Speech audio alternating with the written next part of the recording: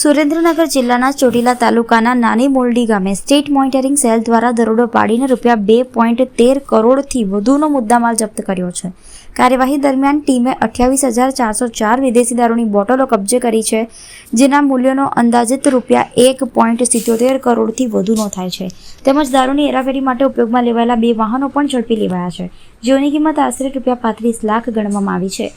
આ સાથે 205 કપાસના કચરાના બંડલ અને અન્ય નાના મુદ્દામાલનો પણ સમાવેશ થાય છે.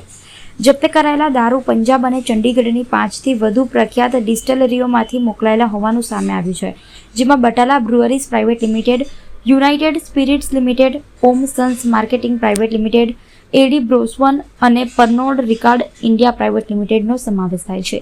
આ સમગ્ર પ્રકરણમાં મુકેશ વાલસિંહ માવી, બળિયા મંગુસિંહ દેવકા, પાટલિયા બેસી મસાણિયા, કુંવરસિંહ થાનસિંહ મીનાવા, રાકેશ વરસિંહ મસાણિયા, નાગરસિંહ કાલુસિંહ દેવકા અને કાલુ ભારુભાઈ મસાણિયા સહિત કુલ 7 આરોપીઓને પોલીસે ઝડપી વધુ તપાસ માટે ચોટીલા પોલીસ સ્ટેશનને સોંપ્યા છે. આ કેસનો મુખ્ય બુટલેગર અને રિસીવર ગણાતા નાની મોરડી ગામના સંજયભાઈ અનકભાઈ ખાચર હાલ ફરાર છે અને તેને વોન્ટેડ જાહેર કરવામાં આવ્યો છે, જ્યારે વાહનોનો ડ્રાઈવર, માલિક, ક્લીનર અને દારૂ મોકલનારને પણ વોન્ટેડની યાદીમાં સામેલ કરવામાં આવ્યા છે.